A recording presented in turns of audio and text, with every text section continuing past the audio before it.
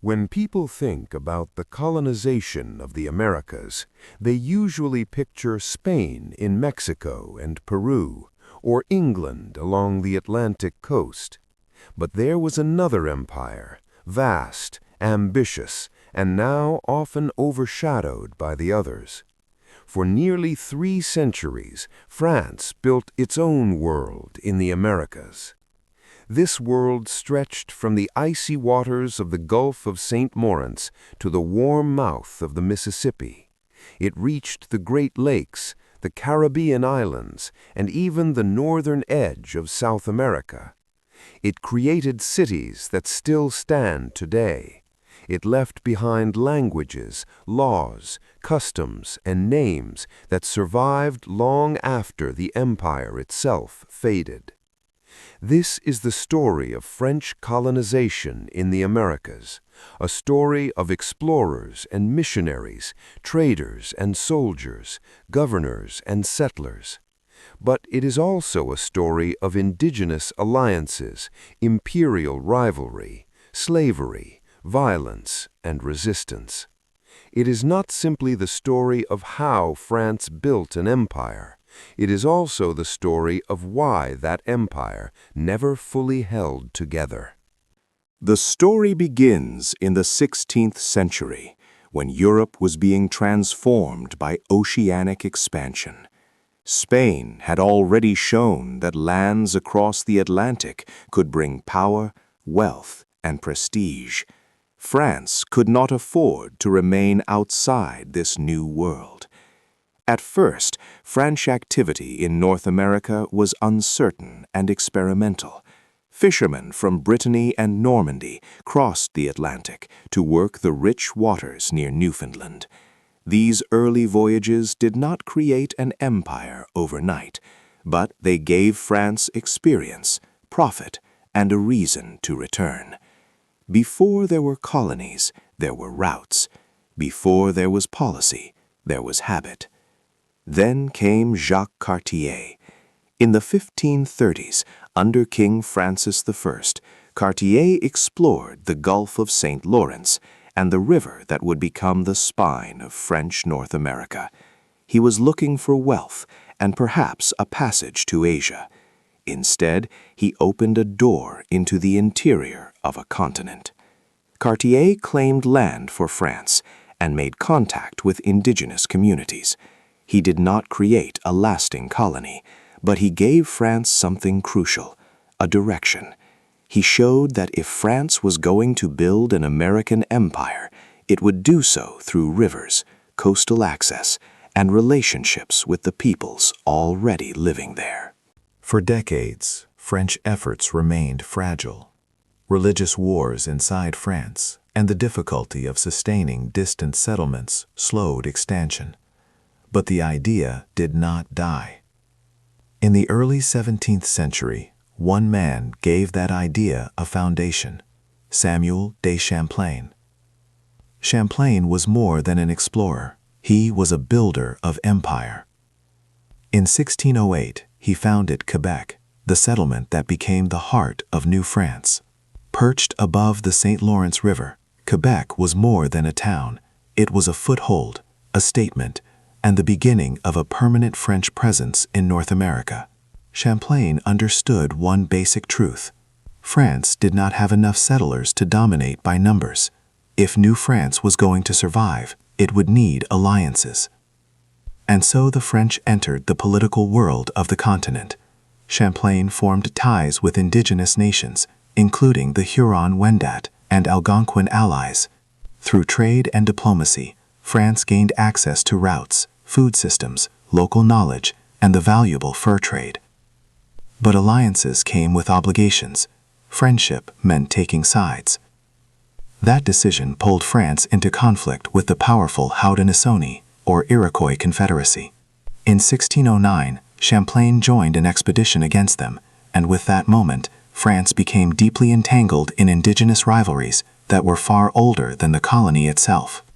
By 1615 and 1616, Champlain had reached the Great Lakes region. With him, the French colonial project moved beyond the St. Lawrence and into the interior. This would become the defining feature of New France. It was not a compact block of settlement, but a network of rivers, alliances, missions, and trading corridors. New France did not grow like the English colonies. It did not spread primarily through dense waves of farmers pushing inland. Instead, it expanded through waterways. Quebec became the political center. Montreal became the gateway to the interior. From there, traders, missionaries, interpreters, soldiers, and voyageurs moved through forests, lakes, and river systems that connected much of northeastern North America. The economic engine of this world was fur, especially beaver pelts, which were highly prized in Europe. This trade drew the French deeper into the continent and deeper into indigenous networks of exchange. But the French were not driven only by commerce. They were also driven by religion. Jesuit missionaries and other Catholic orders entered indigenous communities to convert souls and establish missions. Their reports became some of the richest written records of early French America. Yet these missions were never neutral. They were part of a broader colonial project that aimed not just to understand indigenous societies, but to change them. In 1663, the French crown took tighter control over the colony and made New France a royal province. More settlers were encouraged to cross the Atlantic. Soldiers were settled on the land. The filles du roi were sent to help build families and increase the population. A more structured colonial society began to emerge. And yet, even then, New France remained thinly populated. It was impressive on the map, but fragile in reality. It was an empire of movement more than mass settlement, a long chain of influence stretching across enormous distances. As French traders and explorers pushed farther west, the empire changed shape. It became less a colony on the St. Lawrence and more a continental network. Through the Great Lakes and into the interior, the French followed trade routes and river systems.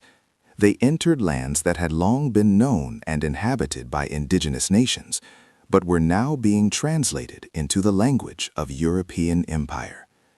Explorers like Louis Joliet, Jacques Marquette, and later Robert de La Salle helped connect the French imagination to the Mississippi Basin. Their expeditions suggested something extraordinary, that the French might link Canada in the north to the Gulf of Mexico in the south. This was no longer just a northern colony. It was becoming a continental ambition.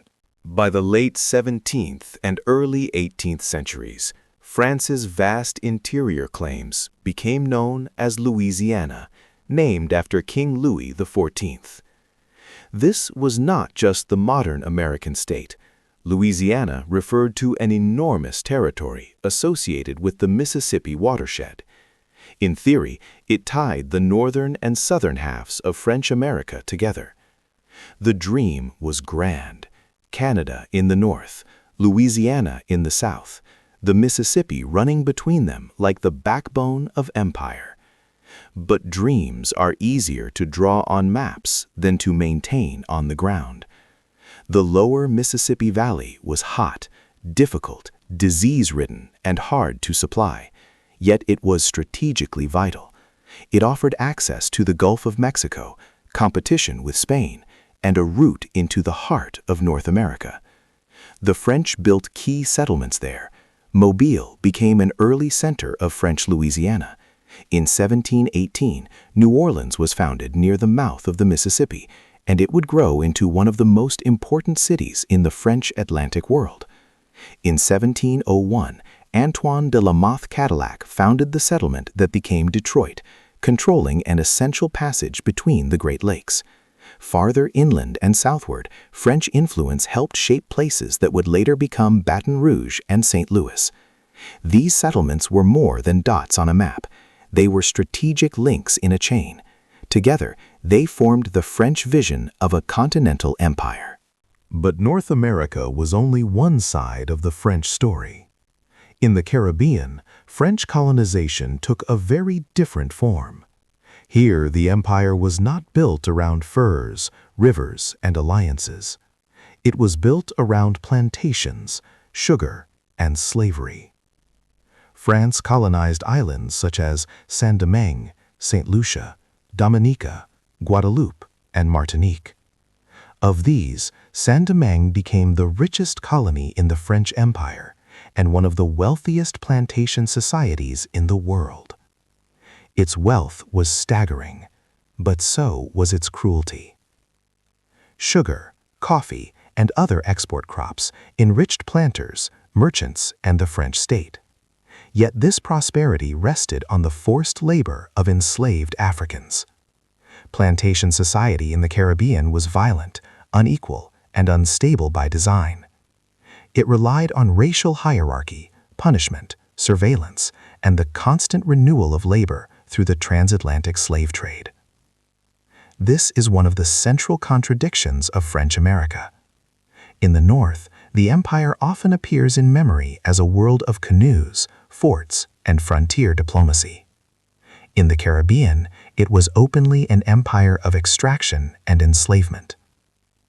Martinique and Guadeloupe became enduring French possessions and remain tied to France today. St. Lucia and Dominica were often contested. Saint-Domingue became the jewel of the French colonial system, and later the site of one of the greatest revolutions in Atlantic history. France also tried to establish itself in South America. Several attempts were made along the northern coast, but most of these projects proved fragile or short-lived.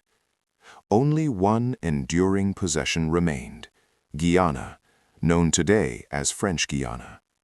French Guiana never matched the wealth of Saint-Domingue or the symbolic importance of Quebec. It struggled with climate, disease, logistics, and limited settlement. But it survived, and that survival mattered. It became the lasting South American remnant of French colonial ambitions in the New World. Over the centuries of colonization, the French founded or helped establish many cities that would outlive the empire itself. Quebec became the capital of New France and one of the oldest European-founded cities in North America. Montreal grew into a commercial gateway to the interior. Detroit emerged from its strategic post between the Great Lakes. Mobile and New Orleans anchored French Louisiana. Baton Rouge and St. Louis developed from the wider Mississippi world. In the Caribbean, Port-au-Prince and Cap Haitian rose within the colonial framework of Saint-Domingue. These cities were not created in isolation. They were built through indigenous knowledge, colonial ambition, military struggle, commercial labor, and in many places, enslaved labor. Their founders are remembered by name, but their survival depended on countless others whose names are often forgotten. The French Empire in the Americas was vast, but it was also thinly held. That weakness became more dangerous as Britain's colonies along the Atlantic coast expanded. The British colonies attracted more settlers, produced more towns, and generated greater demographic weight. France still had mobility, alliances, and strategic geography on its side, but over time, numbers mattered. The struggle between France and Britain in North America lasted for generations, with indigenous nations playing central roles in every stage of the conflict. But the final turning point came during the 7 Years' War, known in North America as the French and Indian War. This was not just a colonial conflict, it was a global war. Yet in North America, its consequences were decisive. France lost much of its mainland empire. With the Treaty of Paris in 1763, Canada passed to Britain. The vision of New France as a great northern empire collapsed. The map of North America had changed forever. Even after 1763, the story was not entirely over. Louisiana remained part of the geopolitical struggle. Through a shifting sequence of imperial arrangements, it passed to Spain, briefly returned to French control under Napoleon, and then became the subject of one of the most famous land deals in history. In 1803, Napoleon sold Louisiana to the United States. That sale, known as the Louisiana Purchase, marked the effective end of France's continental empire in mainland North America. For the United States, it meant vast westward expansion. For France, it meant abandoning the dream of a restored American empire. And yet, even here, the story is more complicated than a simple transfer of territory. Indigenous nations still lived across these lands. Local populations carried French legal, cultural, and linguistic traditions. A treaty changed sovereignty, but it did not erase memory. If the loss of Canada marked one major defeat, the collapse of Saint-Domingue marked another kind of ending. By the late 18th century, Saint-Domingue was one of the richest colonies in the world, but beneath its wealth stood a violently unequal society. White planters at the top, free people of color in a contested middle, and a vast enslaved majority at the bottom. That world could not hold forever. In the 1790s, the Haitian Revolution shattered French colonial rule. Enslaved people rose, fought, and ultimately created an independent state. Haiti became one of the most powerful symbols of anti-slavery revolution in world history. For France, this was not only the loss of a colony, it was the destruction of the most profitable jewel in its American empire. By the early 19th century, the great age of French colonial expansion in the Americas was over. Canada was gone. Louisiana had been sold. Saint-Domingue had been lost to revolution. And yet France did not vanish from the Americas. French language survived powerfully in Quebec. French and Creole influence remained deep in Louisiana, especially in New Orleans. Martinique and Guadeloupe remained French. French Guiana endured in South America. The empire had retreated, but its cultural and institutional traces remained. This is why the story of French America is so striking. Politically, it shrank. Culturally, it endured. The legacy of French colonization is visible all across the Americas. It can be heard in the French language of Quebec. It can be felt in the legal traditions and cuisine of Louisiana. It can be seen in the urban form of New Orleans and the names of cities like Detroit, Baton Rouge, and St. Louis. It remains in the modern political status of Martinique, Guadeloupe, and French Guiana. But this legacy is not only cultural, it is also moral and historical. French colonization left behind city foundations, religious traditions, and enduring institutions, but it also brought dispossession, warfare, slavery, and racial hierarchy. It changed indigenous worlds, reshaped environments, and contributed to the Atlantic system of forced labor and imperial exploitation. So the history of French colonization in the Americas cannot be told as a romance of explorers alone. It must also be told as a history of empire and all the violence that empire carried with it. In the end, French colonization in the Americas was one of the great imperial experiments of the early modern world. It began in the 16th century with Atlantic voyages and ambitions. Jacques Cartier opened the St. Lawrence to French imperial vision. Samuel de Champlain gave that vision a lasting foothold in Quebec and carried it toward the Great Lakes. Antoine Cadillac founded the settlement that became Detroit.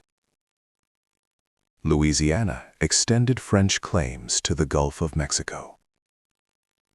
Caribbean colonies brought wealth through plantation slavery. In South America, only Guyana remained.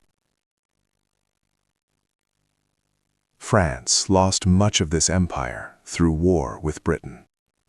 What remained on the mainland was sold by Napoleon to the United States in 1803. But the empire's traces never disappeared.